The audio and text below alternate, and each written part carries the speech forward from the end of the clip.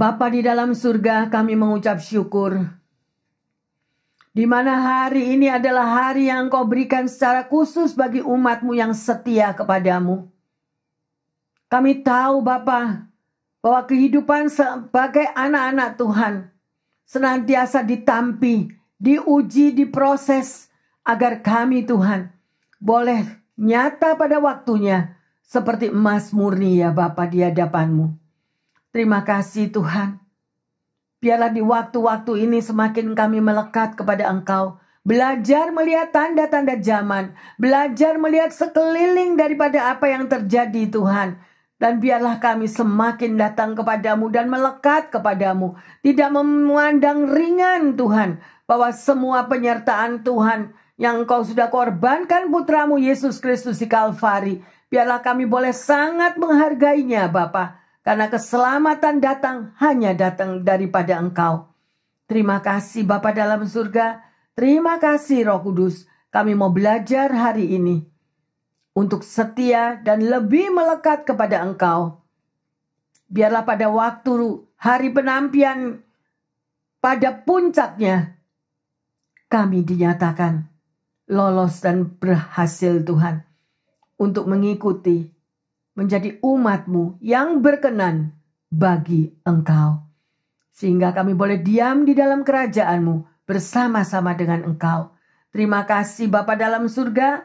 Terima kasih Roh Kudus. Beracaralah di tengah kami. Di hari yang luar biasa ini kami mau senantiasa belajar lebih dan apa mau mendengar yang Engkau akan sampaikan kepada umat-Mu. Di dalam nama Tuhan Yesus, hamba berdoa. Yang percaya dan siap untuk menerima pengurapan yang baru dari Roh Kudus mengatakan amin, amin, amin. Shalom, selamat siang jemaat yang setia dan juga pendengar dimanapun kalian berada. Saya percaya di hari yang luar biasa ini, di hari dimana Roh Kudus dicurahkan, kita semakin berapi-api, kita mau semakin melekat dan semakin rindu apa yang Roh Kudus mau katakan di tengah-tengah umatnya. Ya, sedemikian rupa. Kita harus tahu yang terkasih. Hari Pentakosta adalah merupakan hari pencurahan Roh Kudus yang pertama kali di Yerusalem. Peristiwa ini adalah merupakan penggenapan daripada janji Tuhan yang naik ke surga dan menurunkan Roh Kudusnya bagi umatnya. Ya, jadi khotbah pada hari ini adalah kita fokus kepada Roh Kudus.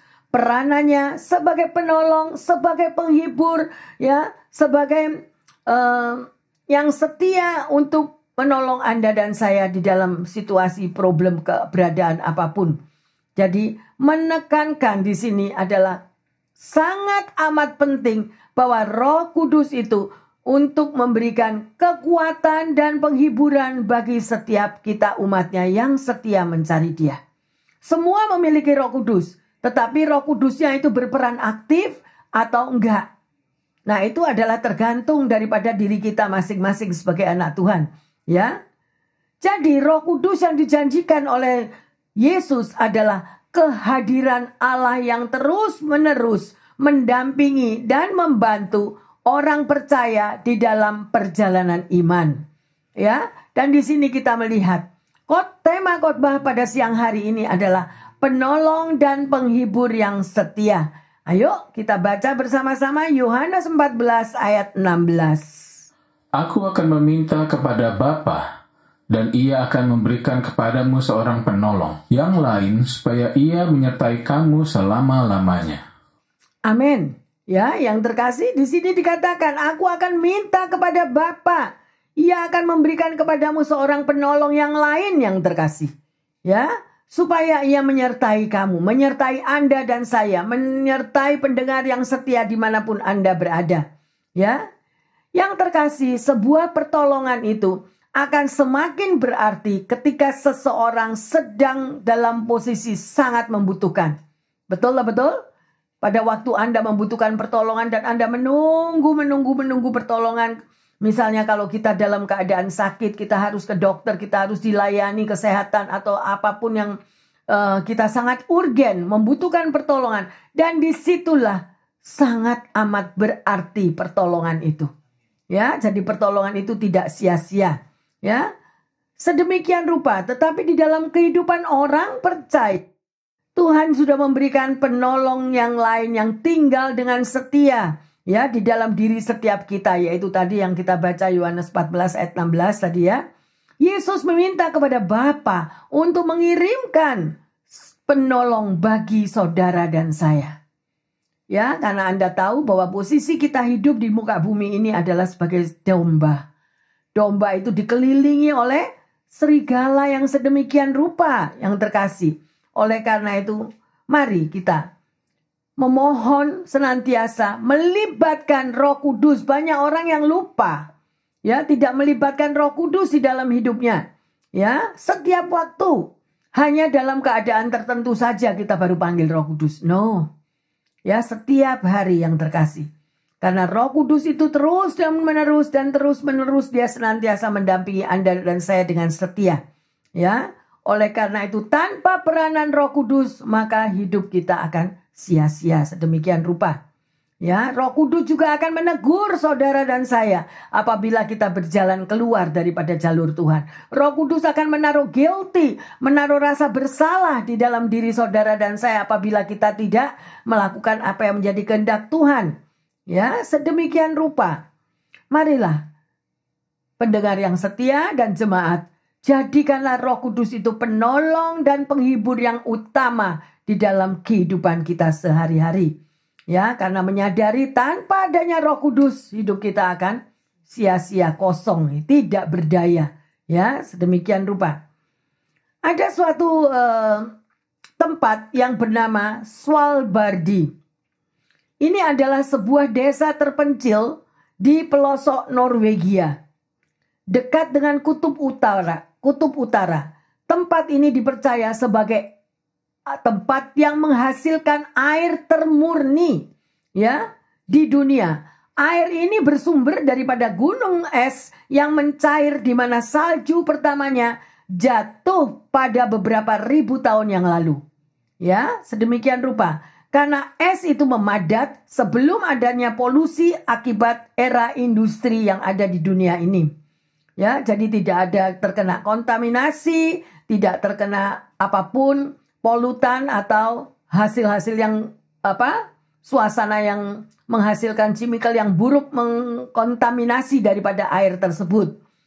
Hasil uji daripada laboratorium yang ada di sana ya menunjukkan bahwa air minum di daerah Svalbardi ini sangat amat bersih. Jadi tidak ditemukan apapun sedikit kontaminasi apapun. Ya, sungguh luar biasa. Sedemikian terlebih lagi air ini seluruhnya sangat alami tanpa memakai filter apapun yang terkasih. Ya, itulah sebabnya air ini menjadi air yang termahal di dunia. Ya, seperti air dari Svalbardi yang murni ini, begitu pula kehidupan manusia yang Tuhan inginkan. Ya, jadi Tuhan Yesus inginkan bahwa saudara dan saya seperti air dari Svalbardi ini yang begitu murninya. Kehidupan saudara dan saya sebagai anak Tuhan yang begitu murni. Ya, tidak terkontaminasi daripada roh-roh dunia yang demikian. Tidak terkontaminasi dengan glamurnya, dengan jebakan, dengan senantiasa kita mau dipuji, kita mau dielu-elukan oleh dunia ini. Bukan itu. Ya, tadi kita sudah mendengar apapun yang penglihatan terjadi. Ya, jadi oleh karena itu Tuhan Yesus mengajak kita untuk hidup mengikuti keinginan daripada roh dan bukan keinginan daging. Haleluya, amin. Ya, kalau kita tahu bahwa Yesus itu adalah kasih, kita pun anak-anaknya harus memiliki kasih dan memancarkan kasih itu di sekeliling kita. Ya, orang lain akan merasakan. Ya, kalau Anda dekat dengan seseorang, mereka yang mencurahkan atau menunjukkan daripada kasih Kristus, Anda juga yang di sekelilingnya akan merasakan damai sukacita. Betul? Sekalipun Anda belanja di pasar, sekalipun Anda di market, sekalipun di toko dimanapun, engkau akan memancarkan kasih itu di sekelilingmu. Maka orang-orang yang ada dan dekat dengan sekelilingmu akan merasakan transfer daripada kasih yang engkau pancarkan atas mereka. Haleluya. Ya, oleh karena itu kita akan lanjut dan melihat ya. Banyak orang tidak merasakan bahwa kasih yang terpancar di dalam kehidupan anak-anak Tuhan. Bahkan banyak sekali anak-anak Tuhan yang menjadi batu sandungan. Ya, kalau kita menyadari hal itu. Ayo kita baca di dalam Wahyu 3 ayat 19. Barang siapa kukasihi, ia kutegur dan kuhajar. Sebab itu relakanlah hatimu dan bertobatlah. Inilah bentuk daripada kasih Kristus. Ya, Yesus Kristus juga mengajarkan kepada kita, menegur kita kalau kita melalui jalan-jalan yang salah ataupun kita tidak melakukan daripada firman-Nya dengan benar, pasti ada teguran. Ya, tetapi teguran itu bukan artinya kita itu dianaktirikan atau tidak diperhatikan oleh Tuhan Yesus. Justru Tuhan Yesus sangat mengasihi Anda dan saya. Oleh karena itu kita itu ditegur, ya, yang terkasih mau ditunjukkan berjalan yang benar. Ya, sangat amat banyak orang yang begitu emosinya mudah terpancing, sangat sensitif, mudah marah, mudah tersinggung, ya, cemburu, berkelahi sedemikian rupa. Perkataan-perkataan yang keluar adalah perkataan yang menyakitkan, perkataan yang kotor, dan semuanya itu bukan daripada Tuhan Yesus. Ya, ayo kita lihat di dalam Yohanes 14 ayat 26. Tetapi penghibur yaitu Roh Kudus, yang akan diutus oleh Bapa dalam namaku, dialah yang akan mengajarkan segala sesuatu kepadamu, dan akan mengingatkan kamu akan semua yang telah kukatakan kepadamu. Amin. Ya, jelas di sini tertulis yang terkasih. Tetapi penghibur, siapa penghibur? Yaitu Roh Kudus. Ya, dia yang diutus Bapa dalam nama Tuhan, dialah yang akan mengajarkan kepada Anda, kepada saya, kepada pendengar yang setia, dan diingatkan semua yang dikatakan kepadanya. Nah, kalau kita tidak pernah mau membaca firman Tuhan, kalau kita tidak ada waktu, bahkan tidak pernah menyentuh akan firman Tuhan, maka kita ini kosong. Jadi di dalam attitude kita, di dalam tindakan kita, ya, semuanya itu keluar daripada ajaran yang firman Tuhan katakan. Jadi sangat disayangkan sekali. Ya, karena firman Tuhan, Alkitab itu adalah panduan untuk hidup saudara dan hidup saya. Orang lain bisa menilai dan bisa melihatnya. Ya, sedemikian rupa. Jadi, yang terkasih, apa yang perlu kita ingat dan apa yang harus Anda lakukan pada waktu kita didera oleh masalah? Pertanyaannya, ada nggak orang yang nggak punya masalah? Pasti semua pernah mengalami masalah. Tetapi ada 3 hal yang saudara dan saya perlu catat saat ini. Ya, yang terkasih adalah apa? Ya, yang pertama, setiap masalah itu ada kadaluarsanya. Jadi setiap masalah yang engkau hadapi itu pasti akan stop. Ada stopnya. Amin. Tapi pada waktu Anda dan saya mengalami masalah, rasanya tuh kita, aduh, gak mau lagi dah hidup. Udah putus asa. Udah begini. Padahal maunya itu kalau aku punya masalah, setelah tidur aku bangun, masalahku hilang. Gitu. Padahal tidak, Tuhan izinkan masalah itu terjadi dalam hidup kita untuk membentuk karakter kita, untuk kita bisa menyerah total, surrender kepada Tuhan, dan kita mau berserah sepenuhnya kepada Tuhan, karena Dia sudah memberikan roh penolong, roh penghibur kepada Anda dan saya. Cuma kuncinya apakah kita melibatkan Roh Kudus di dalam hidupmu dan hidupku. Ingat, ya, sekali lagi, masalah itu ada kadaluarsanya. Persoalan hidup yang engkau alami, yang saya alami, semuanya itu ada timingnya. Nggak bakal terus. Ya, kecuali kita seperti orang Israel. Kalau kita memiliki ketaatan, orang Israel disuruh berjalan 40 hari, cuma 40 hari loh. Tapi hidupnya ngomel terus, hidupnya tidak menunjukkan daripada anugerah kasih Bapa, ya. Artinya tidak taat, memberontak. Akhirnya ada. Jadi 40 tahun. Saya percaya bahwa Anda semuanya nggak ada yang mau diproses 40 tahun ya. Ya, sedemikian rupa. Mari yang terkasih. Ya, jadi pegang itu pada waktu persoalan datang, masalah datang, langsung kita, aduh gimana ini, panik, gimana. Jangan yang terkasih. Karena itu ada kadaluarsanya, ada stopnya, sedemikian rupa. Ya, jangan sampai kita pegang terus, aduh aku sudah tidak kuat lagi, sampai kapan masalah ini berhenti? Sampai kapan persoalan ini akan stop? No. Ya, Alkitab mengatakan semuanya itu ada waktunya. Kalau Anda membaca di dalam kitab Pengkhotbah, semuanya itu ada waktunya. Ya, yang terkasih. Oleh karena itu, aminkan, hadirkan Roh Kudus senantiasa di dalam hidup saudara dan saya. Ya, ayo kita baca 2 Korintus 4 ayat yang ke-7. Tetapi harta ini kami punyai dalam bencana tanah liat, supaya nyata bahwa kekuatan yang melimpah-limpah itu berasal dari Allah, bukan dari diri kami. Amin ya yang terkasih. Kalau Anda dan saya kuat di dalam menghadapi masalah hidup, kalau kita kuat di dalam menjalani proses yang terjadi, itu bukan dari kuat dan gagahnya kita. Amin. Tetapi itu adalah dari kekuatan yang berasal dari Allah. Ya, ingat bahwa sudah diberikan Roh Kudus sebagai roh penolong dan roh penghibur bagi saudara dan saya. Haleluya. Ya, luar biasa. Jadi Anda dan saya pasti mampu menghadapi masalah apapun. Jangan goncang, jangan menoleh ke kiri dan ke kanan. Mungkin pekerjaan lagi seret, mungkin keuangan lagi stop, pemasukannya apapun. Tadi sudah dikatakan ya bahwa setiap masalah ada kadaluarsanya. Pasti ada stopnya. Ada pepatah di Indonesia, habis gelap terbitlah terang. Amin. Ya, oleh karena itu jangan menggerutu, jangan bersungut-sungut, tetapi kita mau bersyukur senantiasa kepada Tuhan. Yang kedua, masalah yang terjadi, setiap masalah yang datang di dalam hidup Anda dan saya pasti memiliki solusi. Gak ada masalah yang tidak ada solusinya yang terkasih. Ya, pasti ada solusinya. Itu adalah satu paket. Ya, masalah dengan solusi itu sudah satu paket. Jadi kita nggak perlu bingung lagi.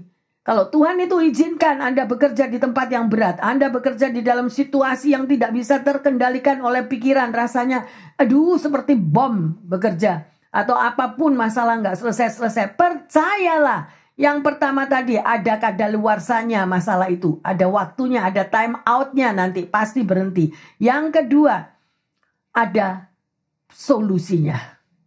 Gak ada masalah yang gak ada solusinya. Amin. Jalani yang terkasih. Jalani semuanya itu. Karena Tuhan begitu mengasihi Anda dan saya. Mengizinkan itu. Sehingga Anda semakin kuat, semakin tabah dalam menghadapi persoalan hidup. Mari kita baca di dalam Filipi 4 ayat ke-13.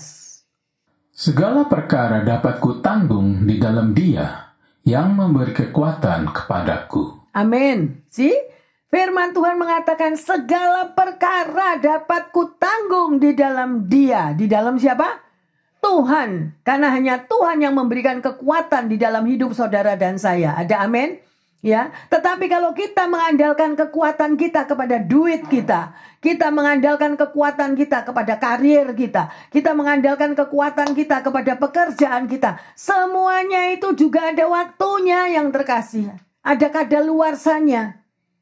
Tetapi kalau Anda dan saya akibat berpaut penuh, percaya kepada Tuhan, mengakui kebesaran kuasa-Nya, menerima anugerahnya, maka hidup kita lain. Hidup kita lain, kita tidak mengandalkan kekuatan kita sendiri. Amin. Haleluya. Ya, solusi itu sebenarnya dekat di dalam kehidupan pada waktu Anda bermasalah.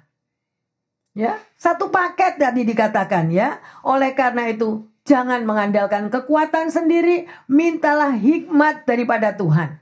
Ya, biasanya orang kalau ada masalah datang langsung, oh, kalau aku tidak maju ke depan, nanti aku salah. Lalu kalau aku tidak jalan ke kiri, aku keliru. Kalau aku tidak ambil keputusan begini, salah. Lebih baik pada waktu persoalan masalah itu terjadi, Anda datang di bawah kaki Tuhan, mengucap syukur, Tuhan aku serahkan beban hidupku dalam tangan-Mu. Engkaulah jawaban.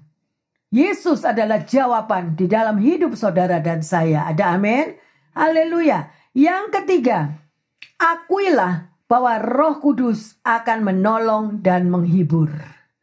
Ya, jadi kalau Anda mengalami masalah bertubi-tubi, apapun goncangan, karena seringkali tuh gini loh, mauku. Kalau Tuhan izinkan persoalan Anda mengalami sesuatu misalnya, tapi Anda di dalam mind, di dalam pikiran itu sudah memiliki, aku mau yang ini Tuhan, aku mau yang itu Tuhan. Jadi mauku, ku ini loh maunya. Padahal Tuhan bilang jangan nak, itu berbahaya. Ya, oleh karena itu Tuhan stop. Tuhan gak kasih jalan itu, ya, sedemikian rupa. Tapi Tuhan akan belokkan nanti. Akan ada sesuatu yang lebih baik lagi terjadi. Tapi kita nggak percaya. Lah ini loh. Sekarang tanda petik pendengar yang setia maupun jemaat. Bahwa segala perkara yang terjadi itu adalah baik dalam hidupmu dan hidupku. Karena siapa? Karena ada Tuhan yang memberikan kekuatan ekstra bagi Anda dan saya. Ya, sedemikian rupa yang terkasih. Oleh karena itu jangan menggerutu, jangan ngomel kalau kita pas ada masalah. Sakit gak berhenti-berhenti, capek kok terus-terusan. Nah, terus kita itu murmuring, terus kita itu mengeluh. Itu semakin akan menstop daripada berkat kita. Tetapi kalau Anda mensyukuri Tuhan, terima kasih kalau masalah ini terjadi. Aku tahu dan percaya pasti di balik masalah ini ada solusimu yang luar biasa baiknya. Ada jalan keluar yang begitu indahnya. Ya, coba kita lihat bagaimana. Ya, kenapa? Kalau kita tahu siapa yang masuk di dalam perut ikan? Nah, kenapa Yunus dimasukkan dalam perut ikan? Apa Tuhan izinkan atau Tuhan tidak izinkan? Tuhan izinkan. Why? Karena dia memberontak. Benar? Disuruh pergi ke A, dia pergi ke B. Nah, sedemikian rupa Anda dan saya juga dididik oleh Tuhan sedemikian rupa. Ya, dan akhirnya Yunus 3 hari di dalam perut ikan yang gelap sedemikian rupa. Ya, akhirnya apa tadi yang dibilang setiap masalah ada solusinya. Setelah 3 hari dia dimuntahkan. Nah, setelah itu dia baru bertobat. Ayo yang terkasih, kita mau belajar sebagai anak Tuhan. Makanya itu Hosea 4 ayat 6 mengatakan, umatku binasa karena tidak mengenal kebenaran-kebenaranku. Why? Karena tidak pernah mau baca firman Tuhan. Yang dibaca itu sosial media. Facebook, begitu buka mata, Facebooknya apa? Begitu buka mata, oh ya YouTube-nya apa? Ya, yang jatuh, yang geblak, yang dilosor itu yang dihiburkan dengan tertawa terbahak-bahak. Benar atau benar? Nah, tetapi dengan penghiburan dari firman Tuhan kita nggak kemakan sama sekali. Ayo yang terkasih, ya kembalilah kepada firman Tuhan. Ya, kita baca di dalam 1 Tesalonika 3 ayat yang ketiga. Supaya jangan ada orang yang goyang imannya karena kesusahan-kesusahan ini. Kamu sendiri tahu bahwa kita ditentukan untuk itu. Baca sekali lagi, pernah enggak baca ini? Ya, supaya jangan ada orang yang goyah imannya. Ya, karena apa? Kesusahan-kesusahan. Karena apa? Masalah problema. Ya, masih dikatakan lagi, kamu sendiri tahu bahwa siapa? Kita ditentukan untuk itu. Loh, Tuhan katanya Maha Pengasih Penyayang. Kok di dalam ini apa? Kesusahan-kesusahan kita ditentukan untuk itu. Yes. Tuhan izinkan proses hidup terjadi supaya kita mengakui siapa pencipta Anda dan saya. Banyak kali anak-anak Tuhan lupa akan Sang Pencipta. Pada waktu nggak punya apa-apa, tiarap, bahkan untuk makan aja nggak ada, tiarap. Dan mereka lari ketemu Tuhan. Setelah ketemu Tuhan, ditolong, diberkati, apa yang terjadi? Nah, tuh yang jawab bukan saya. Ya, sedemikian. Oleh karena itu, kita terus mengalami proses kehidupan, diizinkan mengalami kesusahan itu. Supaya karakter kita diubahkan. Ayo yang terkasih, pendengar yang setia dimanapun Anda berada. Jangan lupakan Bapamu. Jangan lupakan itu anugerah. Kalau engkau ditolong si A, si B, si C yang pernah menolong engkau, yang pernah membimbing engkau, jangan lihat di situnya. Kalau orang itu tidak dipakai oleh Tuhan, juga nggak mungkin. Juga nggak mungkin. Ya, jadi semua itu adalah anugerah Tuhan. Tuhan mampu memberikan pertolongan yang tidak pernah Anda pikirkan, yang tidak pernah bayangkan. Mungkin orang tuamu dahulu pernah menabur. Mungkin orang tuamu atau leluhur kita pernah berbuat sesuatu yang baik. Sehingga pada waktu engkau mengalami kesusahan atau apapun, selalu ada pertolongan daripada Tuhan. Ingat taburanmu. Barang siapa menabur yang baik, dia juga akan menuai yang baik. Amin. Ya, sedemikian rupa yang terkasih. Ya, adakah Anda melibatkan firman Tuhan di dalam hidupmu? Firman Tuhan itu adalah jawaban.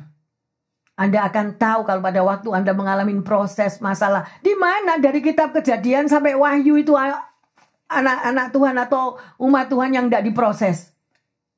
Semua mengalami peperangan. Amin. Ya, tapi Tuhan ada solusinya. Sekalipun Ayub. Coba, Ayub itu kurang apa? Ayub itu habis-habisan. Ya. Semuanya. Ya. Bahkan ada orang yang memberi nasihat. Setelah diberi nasihat juga direndahkan. Macam-macam. Ya. Sedemikian rupa. Tapi tetap ada solusinya. Ada jalan keluar. Nggak ada. Jadi ayo bangkit yang terkasih. Ayo bangun pendengar yang setia. Mungkin kau saat ini mengalami masalah. Mungkin saat ini kau lagi nggak kuat mengalami proses hidup. Ingat, masalah itu ada kadaluarsanya. Seperti obat itu ada expired date, benar? Kalau Anda beli obat dari dokter, itu baca itu botolnya expired date-nya kapan. Amin. Demikian juga hidup Anda dan saya kalau dalam kita mengalami masalah. Ada expirednya masalah itu. Jangan pekul terus sampai putus asa sampai gak mau hidup lagi.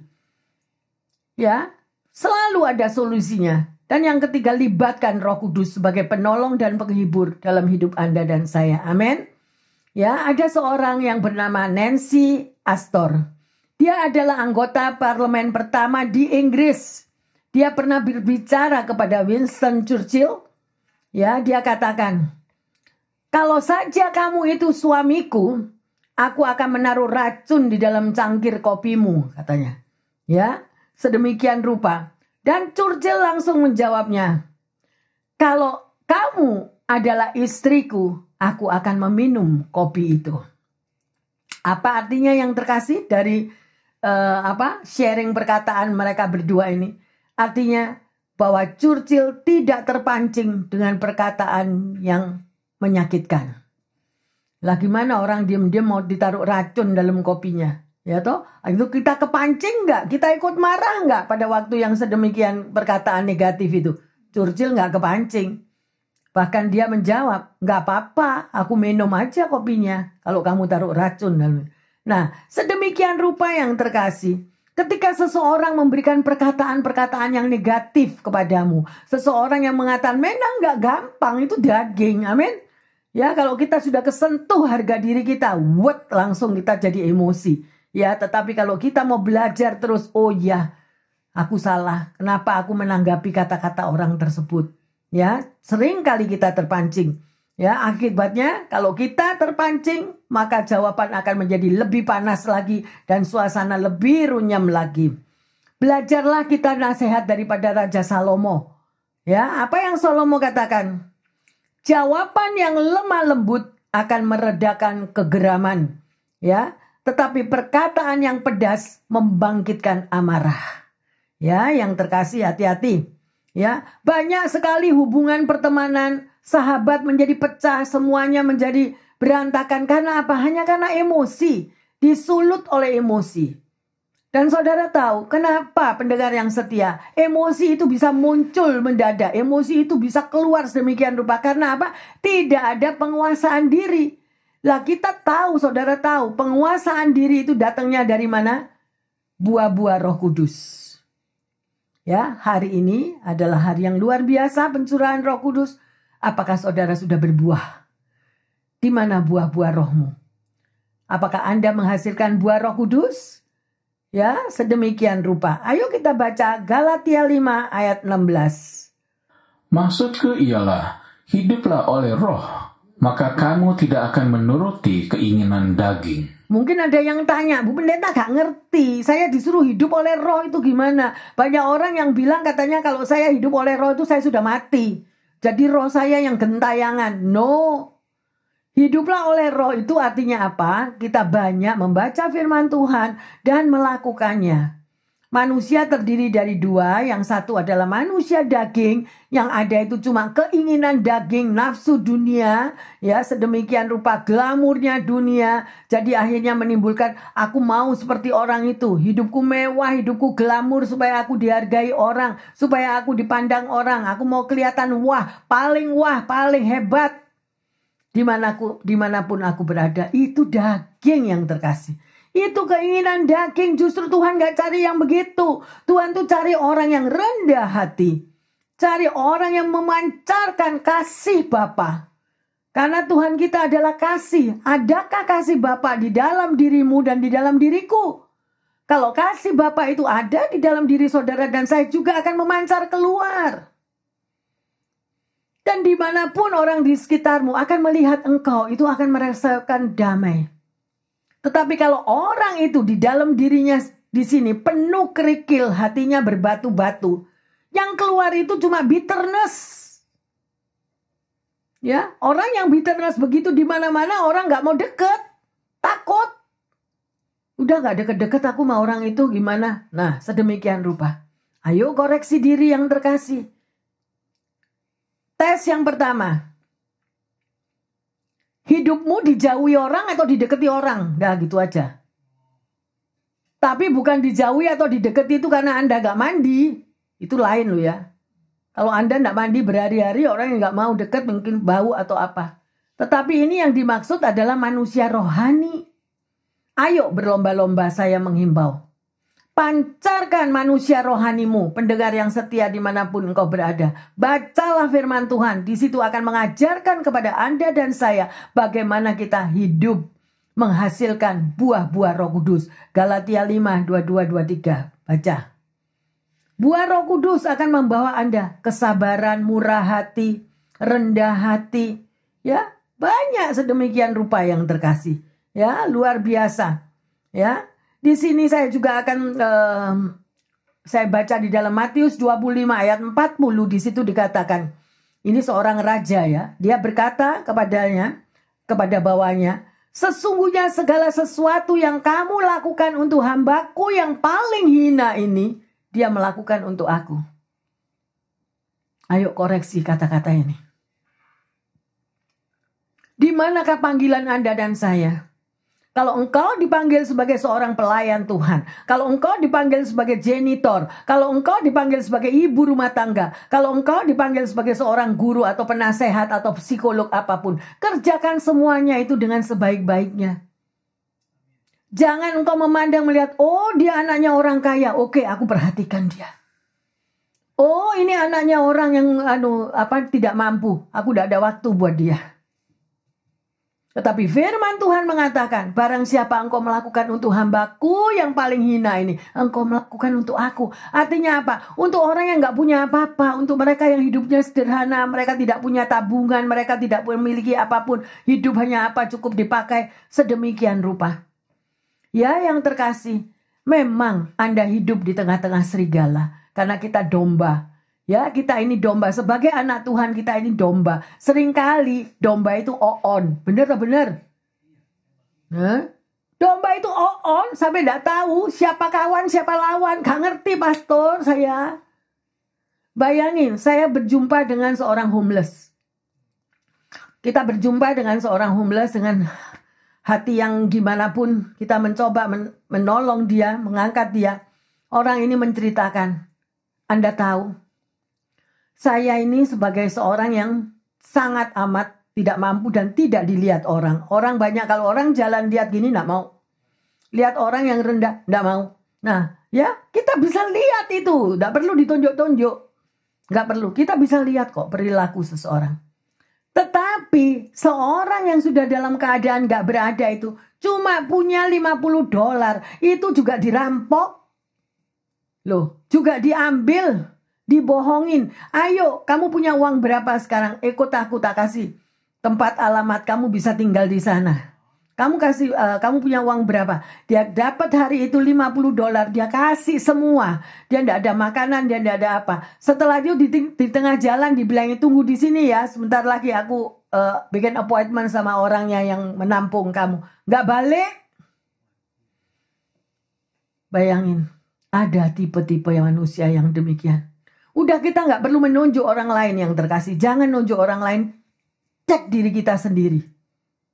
Bagaimanakah engkau menghadapi sesamamu? Lihat di dalam pergaulanmu, gitu aja deh. Engkau mau bergaul dengan sesamamu yang rendah hati, ataukah engkau merasa aku eksklusif? Aku orang eksklusif, aku harus teman-temanku eksklusif. Ada atau ada? Lah kok diem? Ada kan? Tapi Tuhan gak bilang gitu. Kembalilah ke firman Tuhan. Anak-anak Tuhan, barang siapa melakukan ini untuk hambaku yang paling hina ini, dia melakukan untuk aku. Kedudukanmu, kedudukanku. Sekalipun kita orang nomor 1 di dunia ini, kalau kehidupan kita rohani kita itu kosong, tidak ada tempat. Tidak ada tempat bersama Tuhan. Hanya sanjungan dunia, hanya glamurnya dunia disambut, wow, luar biasa. Dan saya banyak melihat itu. Dan saya temui hal-hal demikian. Ya, sedemikian rupa. Ada sebuah kisah nyata yang terkasih. Ini merupakan sebuah sejarah yang luar biasa. Ada seorang suster. Dia lahir dengan nama Madeleine Sinquin dari Belgium. Ya, kemudian terkenal dengan nama Suster Emmanuel. Dulunya dia adalah seorang guru. Dan pada waktu dia berusia 62 tahun, dia memutuskan untuk dia tidak mau menjadi guru lagi. Tetapi apa yang dia lakukan? Dia melayani para orang-orang homeless. Dia tinggalkan semua apa yang dia miliki dan dia tinggal dan hidup bersama para homeless. Mereka yang tidak mampu, mereka yang bau, mereka yang sakit, mereka yang sedemikian. Dan dia mengalami sukacita tinggal bersama para homeless yang tidak mampu tadi di bawah tenda, di bawah kolong jembatan. Dan dia melakukan semuanya itu dengan penuh kasih. Dan dia merasakan, aku tidak pernah merasakan kasih yang aku miliki selama ini, kecuali bersama-sama dengan para saudara-saudariku yang terhilang ini. Orang-orang yang papa ini, orang-orang yang tidak dipandang. Dia menemukan sukacita rohani yang luar biasa. Bayangkan saudara.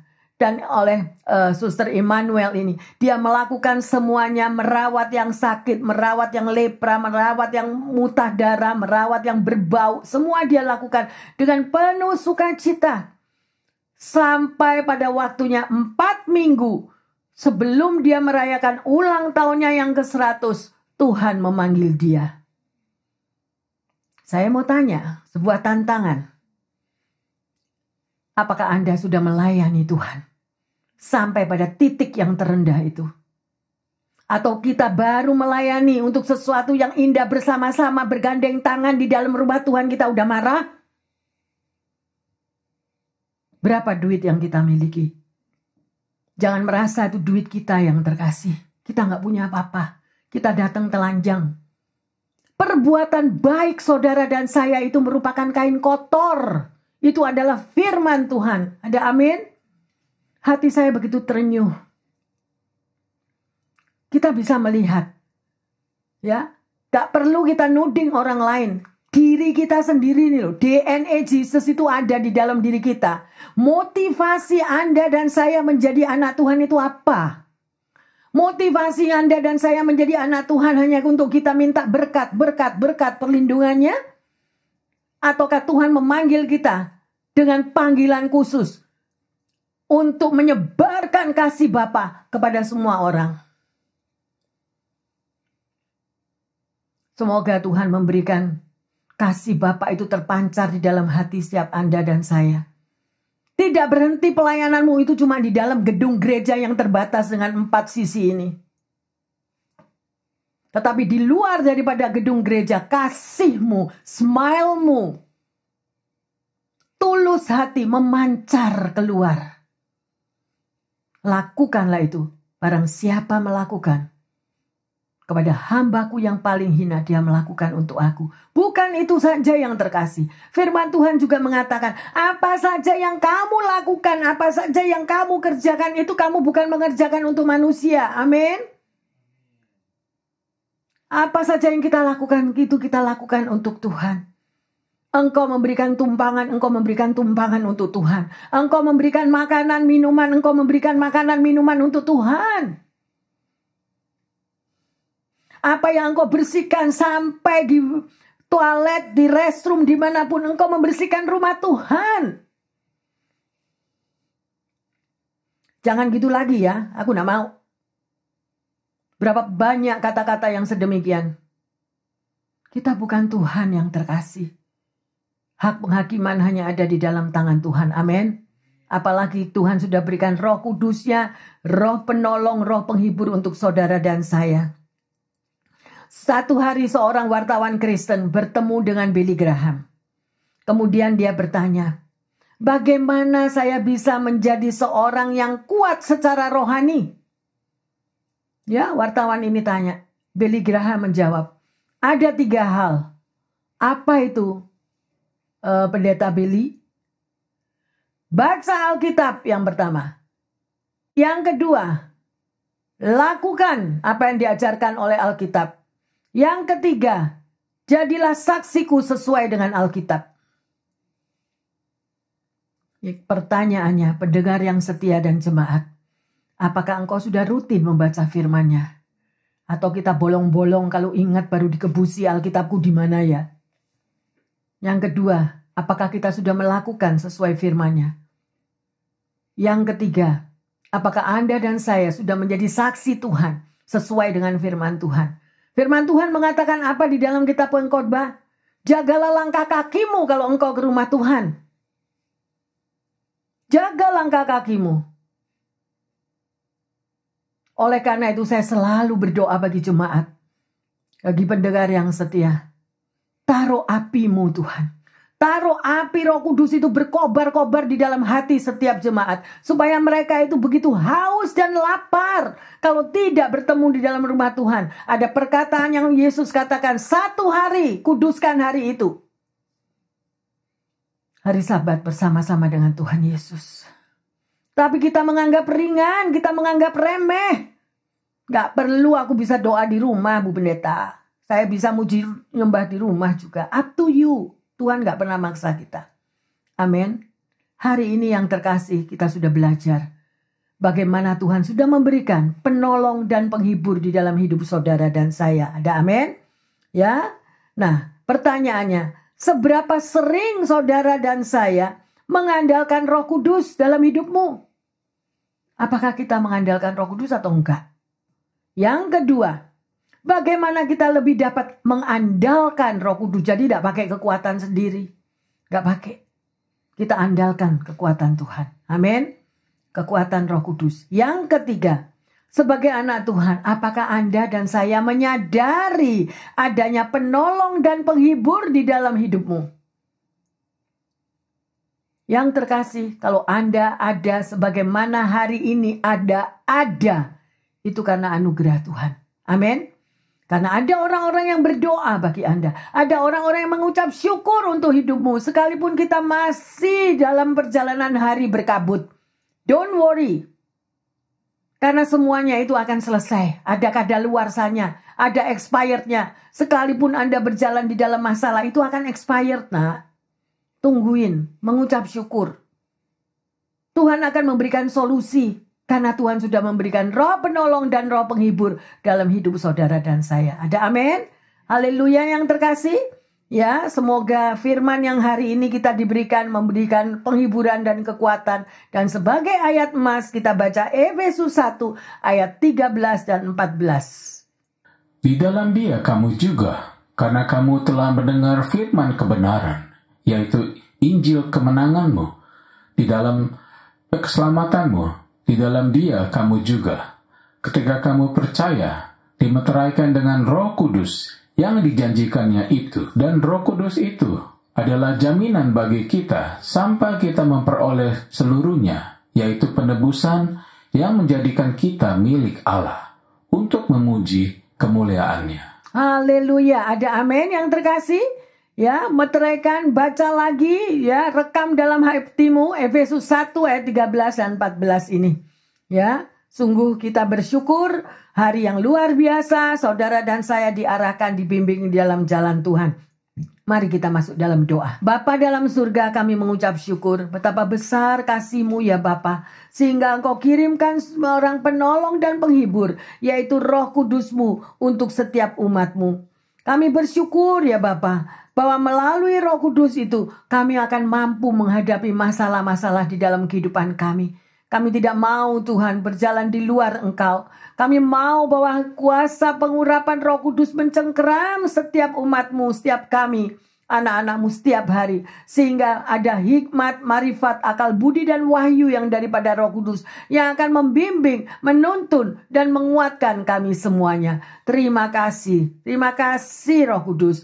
Dan jam detik ini pun hamba berdoa bagi mereka yang saat ini Tuhan lagi terbaring di rumah sakit, lagi terbaring Tuhan di dalam kesehatannya yang mengalami begitu banyak masalah. Kami tahu Bapa, mereka membutuhkan, kami semua membutuhkan pertolongan dari kuasa darah Yesus. Karena hanya darah Yesus yang mampu menyembuhkan setiap anak-anak-Mu. Baik luka-luka yang ada di sekujur tubuhnya atau luka-luka di dalam hati mereka. Kami terlalu percaya bahwa Engkau campur tangan. Engkau tidak pernah meninggalkan anak-anak-Mu. Terima kasih Tuhan, kami juga mengucap syukur Tuhan bagi mereka yang mengalami kesulitan ekonomi, yang kehilangan pekerjaannya, apapun keadaan ekonominya, Engkau mampu karena Engkau adalah Jehovah Jireh. Oleh karena itu kami mengucap syukur. Engkau akan mengadakan dari yang tidak ada menjadi ada. Kalau burung-burung di udara Tuhan pelihara, demikian juga dengan hati kami semuanya. Terima kasih Roh Kudus, terima kasih. Kami juga berdoa untuk suatu Tuhan di dalam keluarga, hubungan relationship yang terpecah-pecah antara suami istri, antara orang tua dan anak, demikian saudara bersaudara. Bapa, berikan roh kasih-Mu meluber di dalam hati setiap mereka, sehingga mereka mampu saling mengampuni satu dengan yang lain, mampu saling memeluk satu dengan yang lain. Tuhan, hanya Engkau yang mampu mempersatukan kehidupan di tengah-tengah mereka.